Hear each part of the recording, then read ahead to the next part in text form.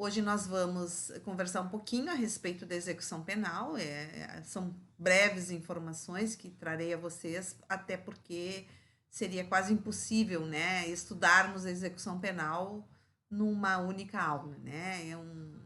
É a última fase do ius puniendi, né, do direito de punir do Estado, e é extremamente importante no âmbito do processo penal o estudo da execução penal. Mas para que não passe em branco, né, nós vamos trazer algumas informações, em especial as alterações que vieram para a Lei de Execução Penal em decorrência do pacote anticrime, né, que entrou em vigência em janeiro de 2020, ok? É só para lembrar, então, a P2 está sendo postada entre hoje e amanhã, em razão de que tive que gravar a aula de hoje, né? Agora não estava programada para isso, enfim, mas estará sendo encaminhada entre hoje e amanhã, e hoje já disponibilizei para vocês, então, os slides, né, da aula, bem como a última atividade para compor a nota, né, da P2. São apenas 3 questõezinhas objetivas que vocês poderão, em 10 minutinhos, resolver essas questões, ok, pessoal?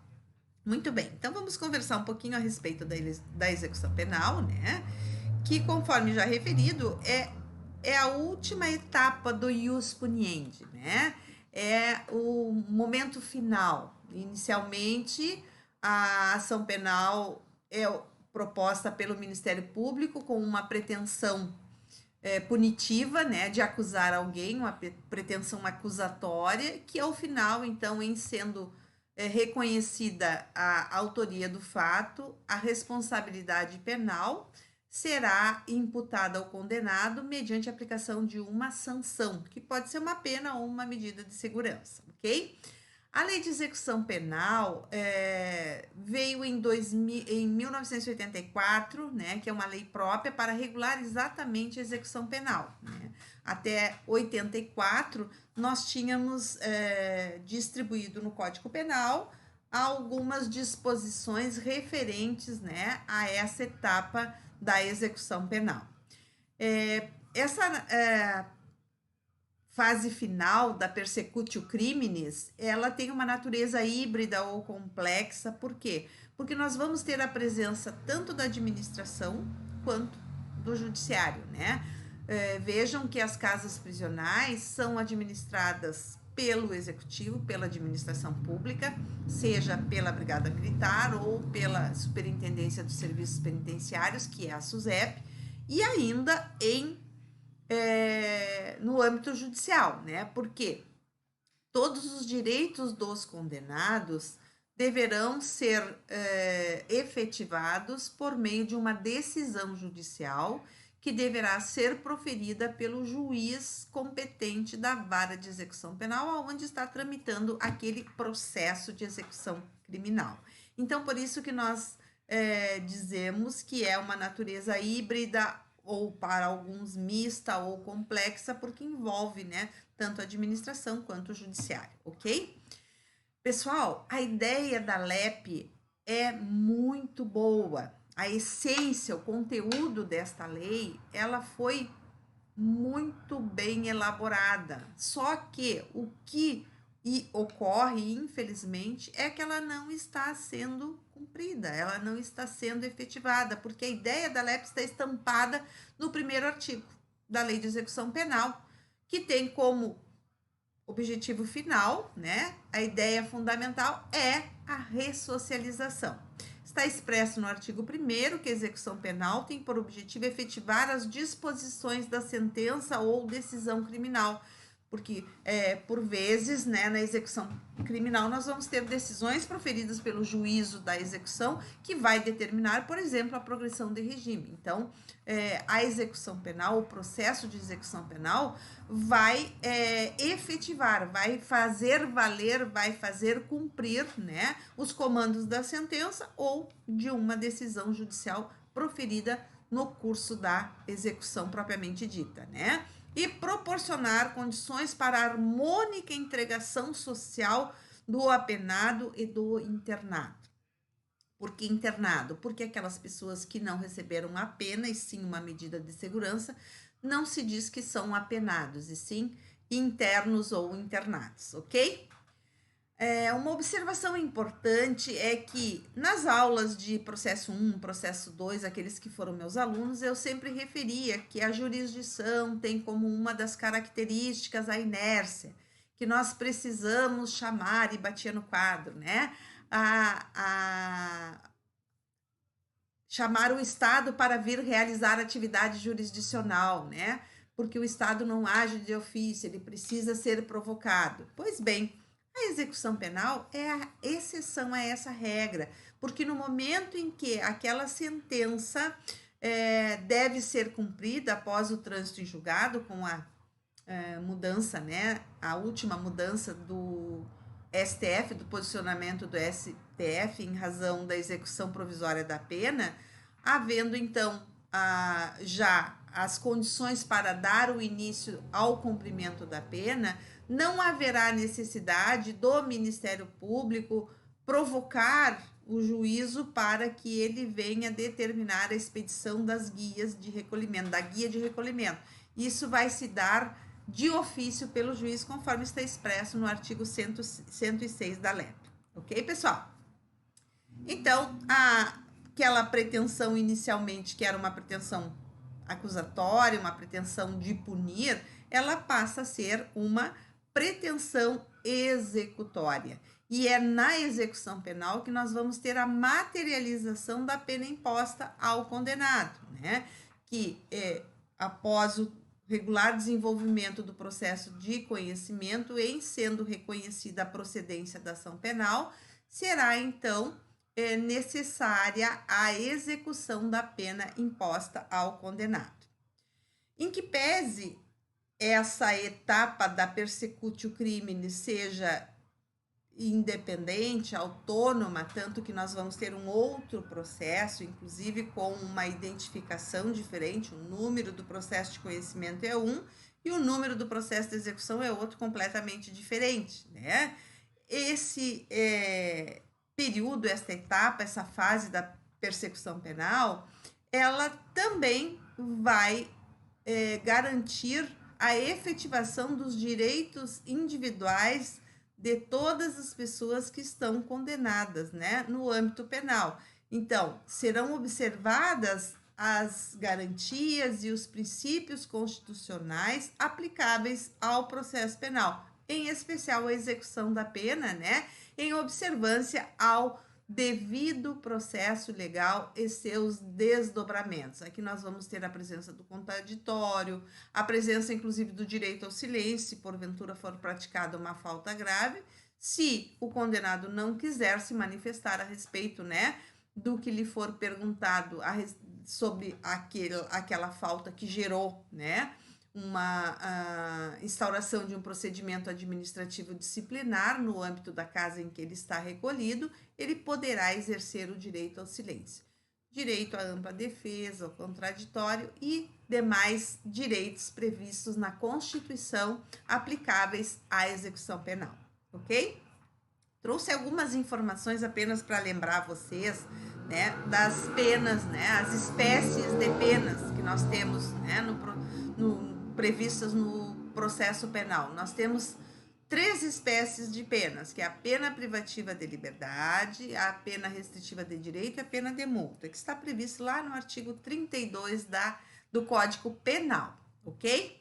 Essas penas poderão ser cumpridas em regime de reclusão, detenção e prisão simples. Só que preciso fazer um parêntese aqui para vocês, né? Hoje a prisão simples está esvaziada, está em desuso, não se aplica mais no âmbito do processo penal brasileiro. Por quê? Porque a prisão simples, ela está prevista, né, na Lei das Contravenções Penais, que ainda está em vigência.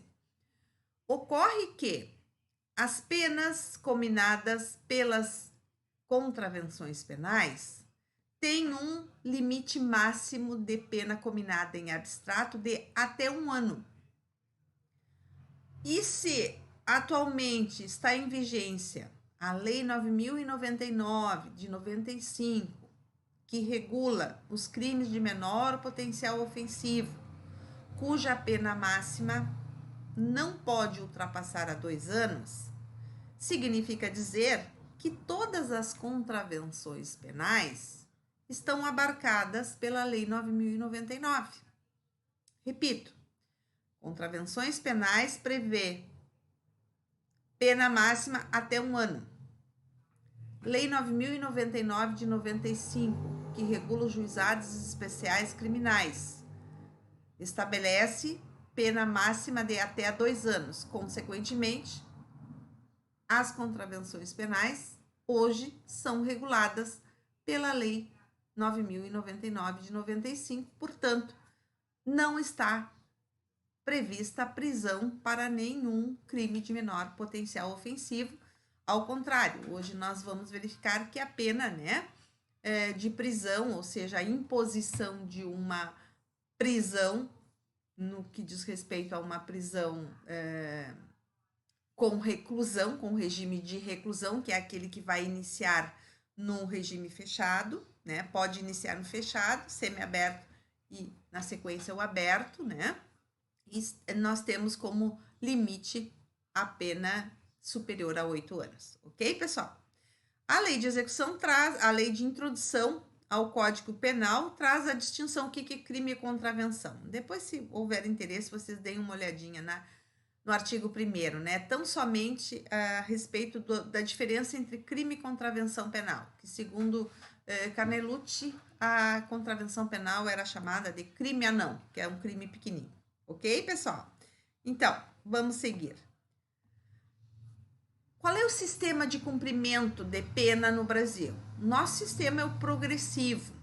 É aquele sistema que vai oportunizar ao condenado ir cumprindo a pena de forma progressiva, menos gravosas. Vai possibilitar ao condenado que, diante da presença dos requisitos expressos em lei, que são os requisitos objetivo e subjetivo, ele poderá sair do regime mais severo para um regime mais brando, e assim sucessivamente. Esse sistema progressivo, ele é reconhecido como sendo um sistema de mão dupla, porque da mesma forma que ele oferece oportunidade do apenado concluir o cumprimento da pena em regime menos severo, ele pode também provocar a regressão de regime. Claro que diante, né, das hipóteses previstas em lei, que vai fazer com que o apenado seja transferido do regime mais brando para um regime mais severo, ok? Pois bem, de acordo com o artigo 111 da Lei de Execução Penal, vocês vão verificar que as penas são somadas, são unificadas, né? E que deverá sempre ser dado início ao cumprimento da pena mais severa. Então, se porventura determinado indivíduo tem uma pena privativa de liberdade e uma pena restritiva de direito, ele primeiro deverá cumprir a pena privativa, que é a pena mais grave, para depois, então, ser iniciado o cumprimento, né, da pena restritiva de direito, ok? Esse sistema progressivo, então, de acordo com o artigo 33, parágrafo 2º do Código Penal, ele pode ser cumprida a pena, então, no regime fechado, semiaberto ou aberto. Claro que a partir dos critérios de aplicação da pena, que são aquele critério chamado trifásico, né? Aonde o juiz primeiramente vai analisar as circunstâncias judiciais do artigo 59, na sequência vai analisar, né, a pena provisória de acordo com a presença de agravantes ou atenuantes, e por fim, né, vai analisar as causas de aumento e de diminuição de pena, que são as majorantes ou minorantes, para fins, então, de fixar a pena definitiva. Isso está expresso no artigo 59, inciso 3, que após, então, a aplicação da pena, o juiz estará em condições de fixar o regime inicial de cumprimento. que nós já conhecemos e sabemos que o condenado a pena superior a 8 anos deverá iniciar o cumprimento da pena no regime fechado. Por que iniciar? Porque hoje não há que se falar mais em regime integralmente fechado, né?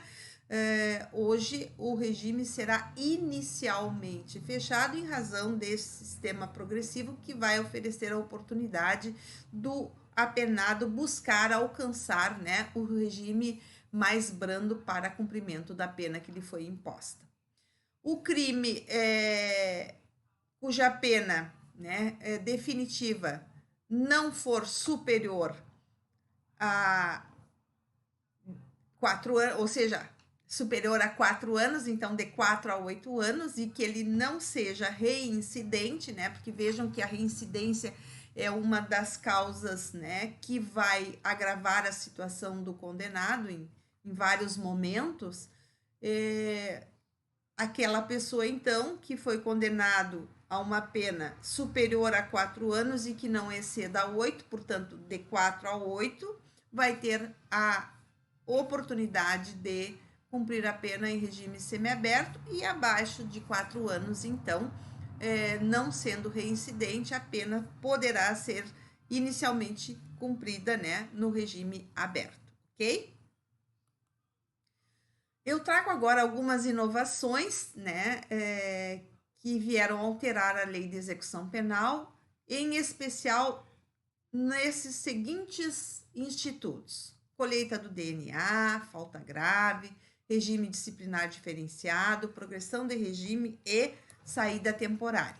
Então, de acordo com o artigo 9A da Lei de Execução Penal, nós vamos verificar o parágrafo 1º, e eu estou olhando aqui na LEP, né, que foi acrescentado pela Lei 13.964 de 2019, que é o pacote anticrime, que determina que sejam utilizadas as práticas mais adequadas para fins de coletar os perfis genéticos, né, do condenado para fins, né, de fazer parte daquele banco de dados, ok?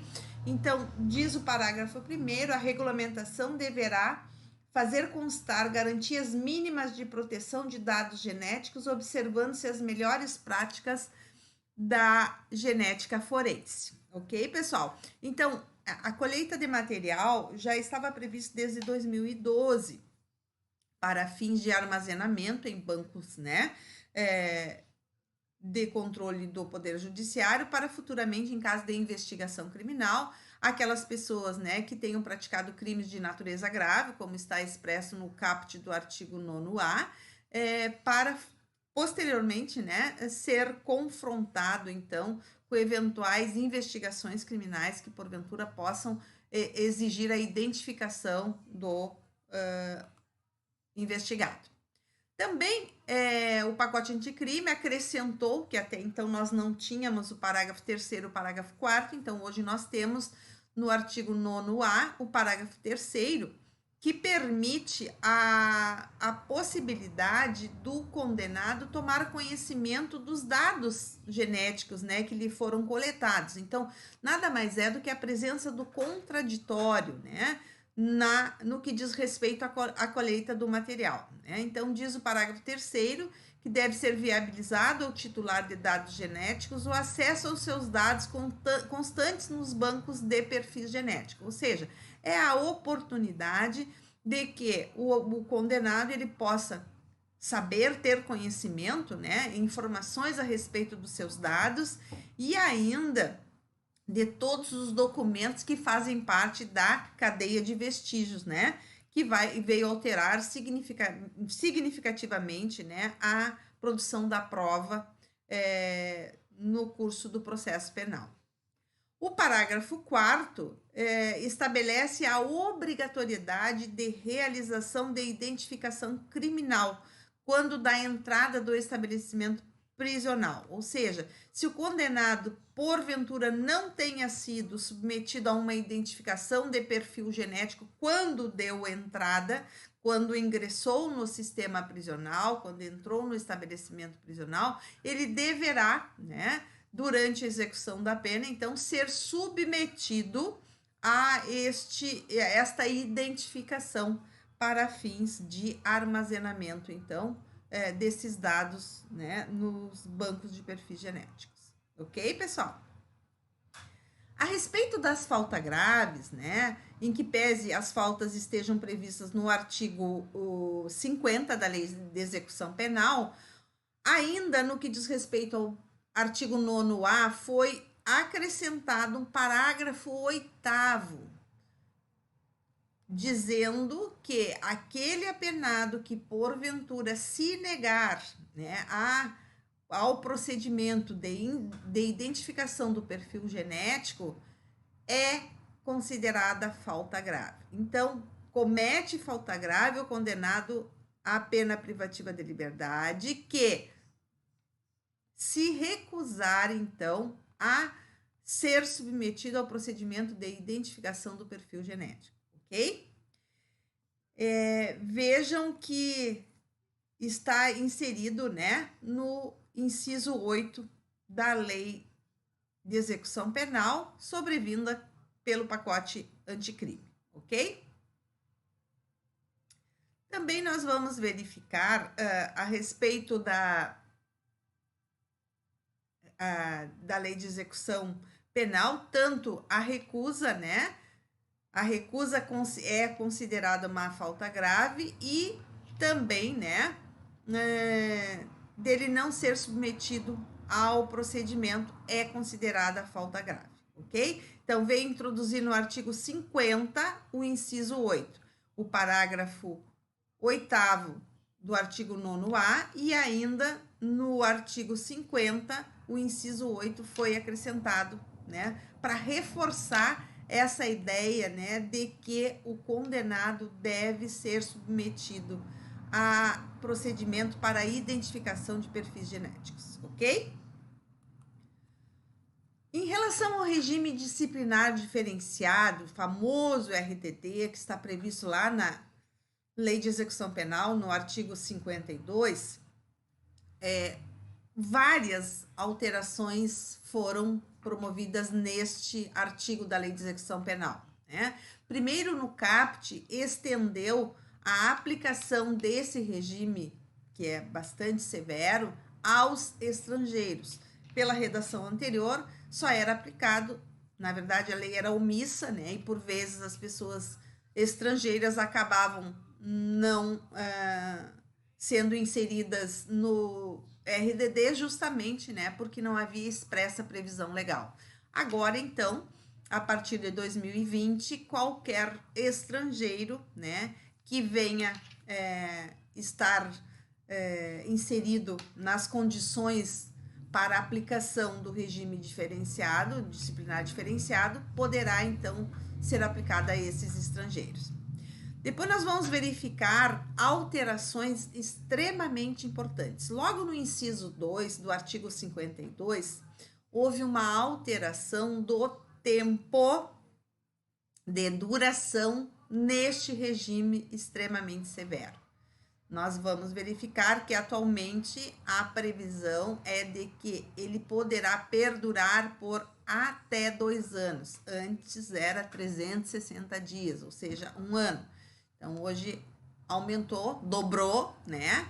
Com possibilidade de repetição. Nós vamos ver na sequência que, na verdade, o que era 1 ano de tempo máximo para ficar, né, alguém nesse regime gravoso, com a possibilidade, né, de renovação por mais 1 ano, em caso de continuidade em participar de crimes, comandando, né, facções de dentro dos presídios, né, comandando, sendo líder de organizações criminosas. Hoje nós temos, na verdade, este regime podendo ser aplicado em até 6 anos, porque, de acordo com o inciso 2, ele pode, né,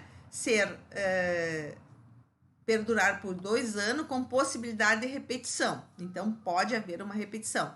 Mas nós vamos verificar logo a seguir que ele pode ser ampliado por mais 1 ano, Em seguida, vamos ver. No inciso 3, as visitas passaram a ser quinzenais, de 2 pessoas por vez, sem que haja qualquer contato físico ou entrega de objetos por familiares. Então, a visita, antigamente, eu só vou conferir aqui para vocês, no que diz respeito às visitas previstas no inciso 2, na verdade era inciso 3, terá visitas semanais. As visitas eram semanais. Hoje, as visitas passaram a ser mais espaçadas, visitas quinzenais. Só que agora veio a possibilidade de uma terceira pessoa, que até então não havia, né? A possibilidade de uma pessoa que não era familiar fazer a visita a quem está nesse regime disciplinar diferenciado. Então, hoje é possível, as visitas foram mais espaçadas, de semana para quinzena, porém, abriu a possibilidade de uma terceira pessoa, né, mediante autorização judicial, fazer a visita àquele preso que está nesse regime. O tempo permanece o mesmo, né, que é de 2 horas, ok? Saída da cela por 2 horas para banho de sol em grupos de até 4, né? Antigamente, então, nós víamos que este período, deixa eu só ficar aqui para vocês, não estava estabelecido a saída em grupo, apenas saída de celas por 2 horas. Então, a redação anterior dizia: o preso terá direito à saída da cela por 2 horas diárias para banho de sol. Era a redação anterior. Agora, então, foi ampliada a redação, trazendo, então, a presença, né, de um limite máximo de até 4 presos, ok? Também o inciso 5, nós não tínhamos essa expressa previsão, né? Hoje, as entrevistas com os familiares, né, com os visitantes, serão monitoradas, sempre, com exceção da entrevista, ou seja, né, daquele contato direto com o defensor, que aí não haverá um monitoramento, ok?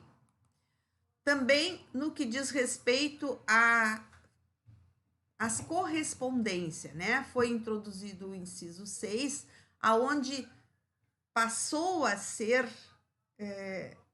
prevista a fiscalização do conteúdo das correspondências, sem que haja a inconstitucionalidade, em que pese nós saibamos, né, que a correspondência seria inviolável, mas o regime disciplinar diferenciado é aquele regime, né, que vai ser aplicado àquelas pessoas que são consideradas extremamente, né, perigosas para a sociedade, para a ordem pública, a garantia da ordem pública. Então, consequentemente, né, há esta previsão legal, consequentemente, não há que se falar em inconstitucionalidade da fiscalização do conteúdo das correspondências. Também foi introduzido o inciso 7, aonde oportuniza ao preso deste regime ter direito de participar das audiências judiciais, preferencialmente por videoconferência. Claro que, por vezes, né, se não houver o equipamento necessário na casa prisional, hoje esse regime disciplinar diferenciado, ele, em regra, é aplicado nos presídios federais, né, e que essas prisões hoje são equipadas a um regime extremamente gravoso, né? E estão com condições de fazer com que o preso possa participar das audiências, né? E lá vem o princípio, né, da ampla defesa e do direito de presença à audiência, ainda que por videoconferência, ok? Foi introduzido o parágrafo 4º também, que na hipótese de haver indícios de que o preso exerça liderança em organização criminosa, associação criminosa ou milícia privada, o RDD poderá ser prorrogado sucessivamente por períodos de 1 ano. Vejam a gravidade, né, deste parágrafo 4º, que por vezes esse regime passa a ser quase que perpétuo. Né? Por quê? Porque sucessivamente, sem tempo delimitado. Claro que deve haver, né? A cada ano que passa, deve haver uma nova fundamentação do juiz para que mantenha, então, aquele preso nesse regime. Mas se por vezes, né, nós temos, por exemplo, o Fernandinho Beiramar, né, o Marcola, que são grandes traficantes de renome nacional, aí eles estão há muito tempo nesse regime, ok? E aí, quais são as hipóteses? Continua apresentando alto risco, né, para a sociedade, para a ordem pública e mantém vínculos com as organizações criminosas, ok? No que diz respeito ainda às alterações do artigo 52, existe uma expressa previsão para que as visitas sejam gravadas por áudio e vídeo. Então, aquelas pessoas, os familiares que irão quinzenalmente fazer a visita ao preso que está, né, inserido neste regime, poderão ser as visitas gravadas. E, inclusive, poderá haver uma fiscalização por um agente penitenciário, né, desde que haja uma autorização judicial. Então, havendo suspeitas de que, porventura, durante a visita, aquele preso possa, né, estar repassando informações, até determinando ordens para pessoas que estão fora do presídio, né, que estão fora do estabelecimento prisional, que está comandando, né, facções criminosas, poderá, inclusive, o agente penitenciário, né, ficar fiscalizando aquela visita, independentemente de ser monitorada, né, com gravação de áudio e vídeo, ok? Também foi introduzido o parágrafo 7º, que diz que, se após 6 meses do preso estar no regime disciplinar diferenciado, sem que tenha recebido nenhuma visita, seja de familiar ou seja de qualquer outra pessoa que possa ter uma autorização judicial, é autorizado, então, que ele tenha um contato telefônico que será gravado com uma pessoa da família 2 vezes por mês e por um período de 10 minutos, ok? Então, são algumas informações importantes que foram trazidas, né, pelo pacote anticrime, que veio alterar, trazendo mais rigor ainda a esse regime disciplinar diferenciado. No que diz respeito à progressão de regime, vocês vão verificar que houve grande modificação também, né? A progressão é a possibilidade dentro do sistema progressivo, né, de estimular o apenado para que durante o cumprimento da pena ele venha ter um bom comportamento, ele venha, né, executar a pena de forma regular para que ele possa, então, atingir o direito de ir para o regime mais brando. E aí, então, nós vamos encontrar no artigo 112 da Lei de Execução Penal, em vigência a partir de janeiro de 2020, repetindo, né, a fixação do requisito objetivo, que nada mais é, né, do que o tempo de pena cumprido. Antigamente, se vocês estão lembrados, era 1/6 de pena se réu é primário, se era crime hediondo 2/5, reincidente em crime hediondo 3/5, hoje não, hoje é em percentuais, né? Então, se a pessoa já, o condenado, cumpriu 16% da pena, e se ele é primário e o crime foi praticado sem violência ou grave ameaça à pessoa, ele poderá, então, implementar o requisito objetivo para pleitear a progressão de regime. E aqui eu trago sucessivamente para vocês, né, quais são os percentuais que foram estabelecidos. E vejam que vai ser variável à medida em que vai identificar se o condenado é reincidente ou se houve ou não violência ou grave ameaça à pessoa ou se ainda se trata de crime hediondo. 20% da pena se o apenado é reincidente em crime cometido sem violência. Depois, 25% se o apenado é primário e o crime foi praticado com violência ou grave ameaça à pessoa. E aí vai aumentando. 30% da pena se o apenado é reincidente em crime praticado com violência ou grave ameaça à pessoa. 40% da pena se o apenado for condenado pela prática de crime hediondo ou equiparado, desde que primário. Porque se ele não é primário, vai ser 50%. Então, nós vamos verificar que para que o apenado tenha direito a progredir de regime, quando ele foi condenado em crime hediondo com resultado morte, se primário, ficará vedado o livramento condicional. Quando exercer comando de organização criminosa e ainda quando for condenado pela prática de crime de constituição de milícia privada. 50% da pena definitiva imposta pelo juiz ele deverá cumprir para atingir, né, o lapso temporal que é o necessário requisito objetivo para análise do pedido de progressão.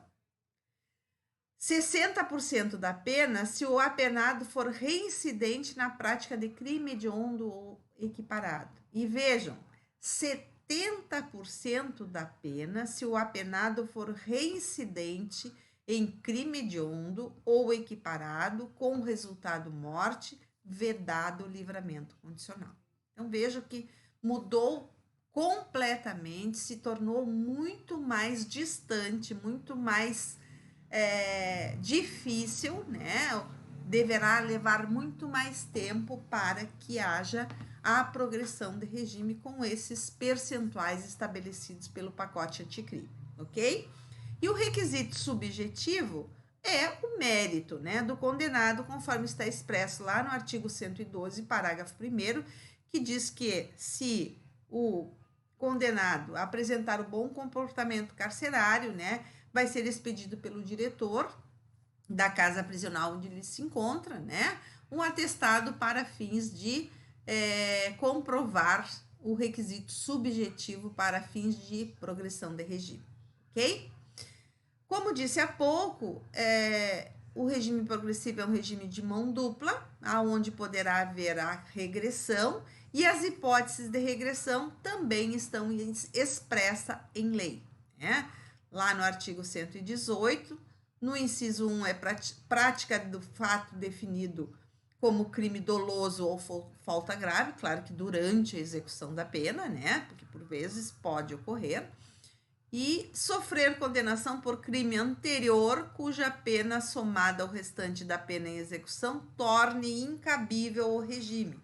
Ou seja, se uma pessoa está cumprindo pena no regime aberto, no regime semiaberto, e sobrevenha uma condenação por um crime doloso, que porventura ele estava respondendo aquele processo em liberdade, vocês sabem que há um tempo, por vezes se prolonga, né, o encerramento do processo, a aplicação da pena se tornando definitiva, sobrevindo então essa condenação somada com a pena que ele tinha anteriormente, se ultrapassar 8 anos, ele não vai poder permanecer no regime semiaberto, ele vai ter regredida a pena, né, o regime carcerário para fins de aplicação, para fins de cumprimento da pena em razão, né, do somatório dessas penas. E um detalhe importante, né, eu trago aqui para vocês uma observação, que havendo a prática de uma falta grave, conforme prevista no artigo 50, a regressão só poderá ser decretada pelo juiz, né, após esse ter sido ouvido, ou seja, existe uma audiência chamada de justificação ou justificativa, que está expressa no artigo 118, parágrafo 2º da LEP, que diz que, havendo a prática de falta grave, o condenado terá, né, direito a ser ouvido pelo juiz, ou seja, exercer, né, a ampla defesa no âmbito da execução penal, ok? Seguindo, então, agora vamos ver a questão da saída temporária, que, de acordo com o artigo 122 da LEP, o preso estando no regime semiaberto, ele terá direito, né, a ter uma saída sem vigilância, né, isto indo ao encontro do objetivo, né, da ideia fundamental da LEP, que é a ressocialização. Então, já existia o parágrafo 1º, já existia o atual parágrafo 1º, na época, antes da alteração do pacote anticrime, era um parágrafo único, que agora foi renomeado, né,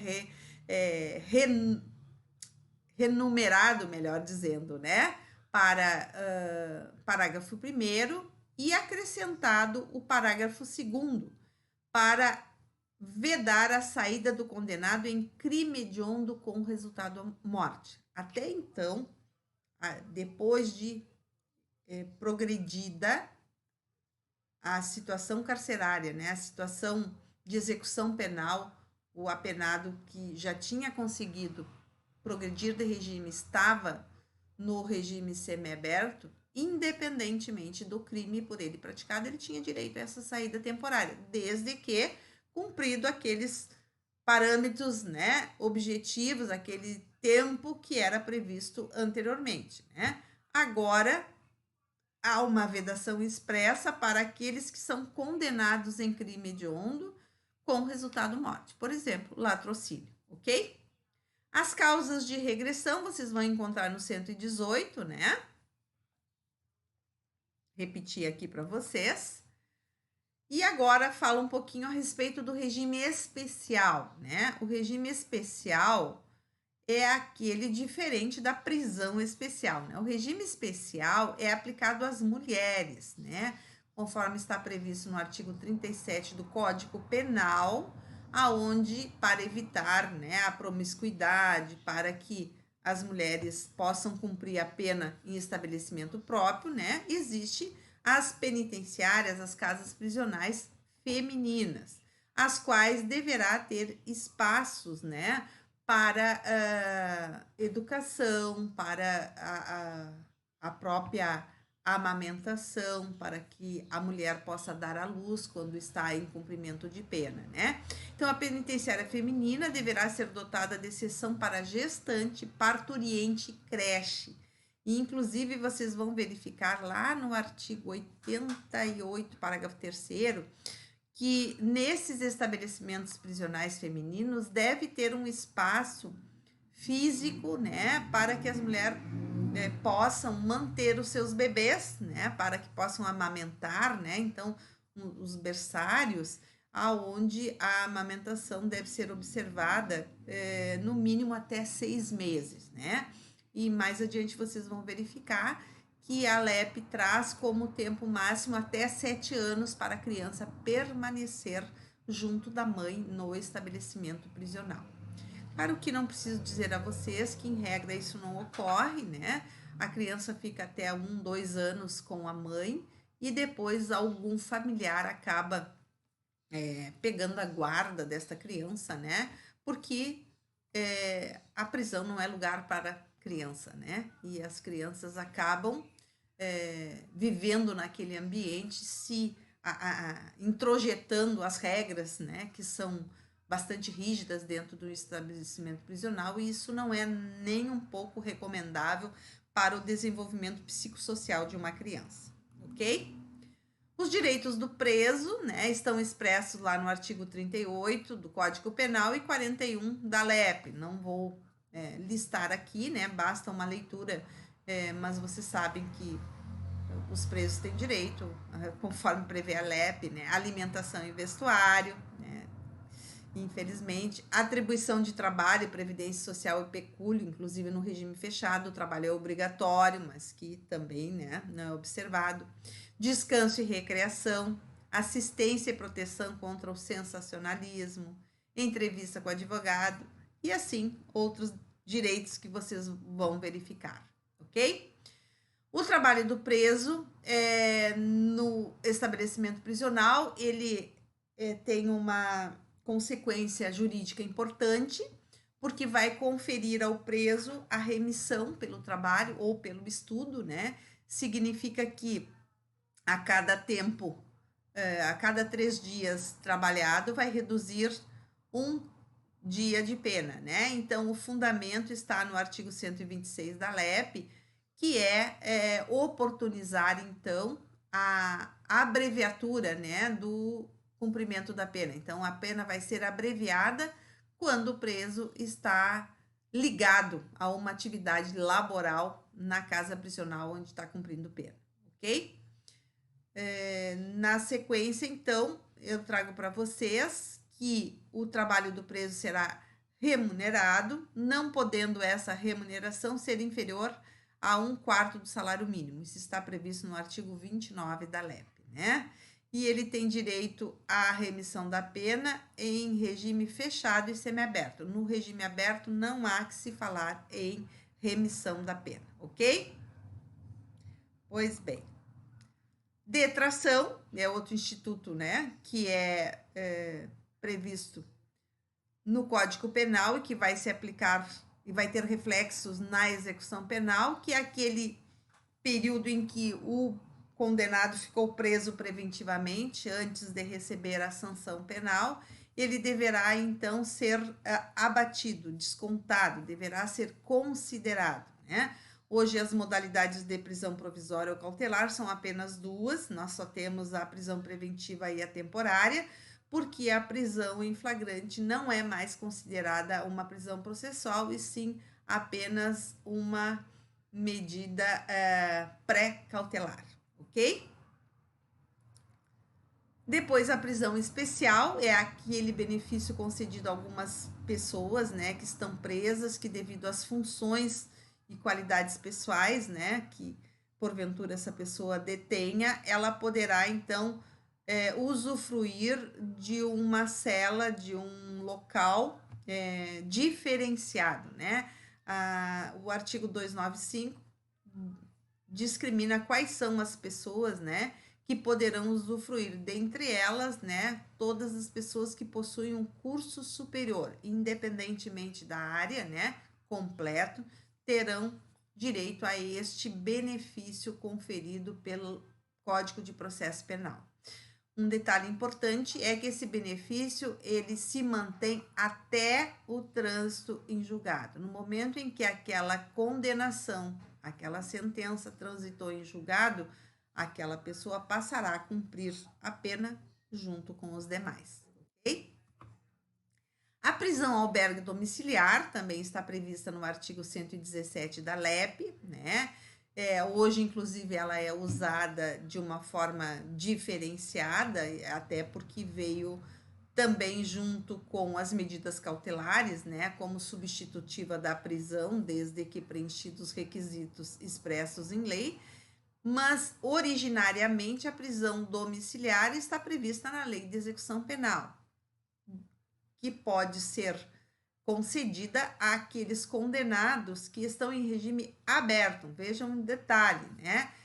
Só podem ser aplicadas as hipóteses, né, de prisão domiciliar, as condições da prisão domiciliar, aquelas pessoas, né, que preencham os requisitos que estão expressos em lei, que é a pessoa maior de 70 anos, que esteja acometido de uma doença grave, né, muitas vezes em estágio terminal, a mulher com um filho menor ou deficiente físico ou mental, e ainda a mulher gestante, né? Lembrem que a mulher com filho menor foi estendida a todas as mulheres, né, a partir da primeira-dama do Rio de Janeiro, né, que teve na época, né, adquirido esse direito, e acabou sendo estendida a todas as demais mulheres que estavam presas preventivamente, né? Puderam ter a conversão da prisão preventiva em prisão domiciliar. Aqui estamos tratando da execução penal, né? Onde prevê que a mulher deve estar em regime aberto e não num regime fechado, que era a ideia, né, trazida com a substitutiva da prisão preventiva por a prisão domiciliar, ok? Esse rol é taxativo, explico aqui a vocês, mas em face da inércia do Estado, em que o Estado, né, não oferece condições para que os condenados venham cumprir a pena, hoje nós não temos, né, casas prisionais, a casa do albergado, né, para poder receber os presos quando atingem o direito ao regime aberto. Consequentemente, os juízes têm concedido, então, a prisão domiciliar para aquele preso que adquiriu o direito, né, de ir para o regime aberto após o deferimento de uma progressão de regime, ok?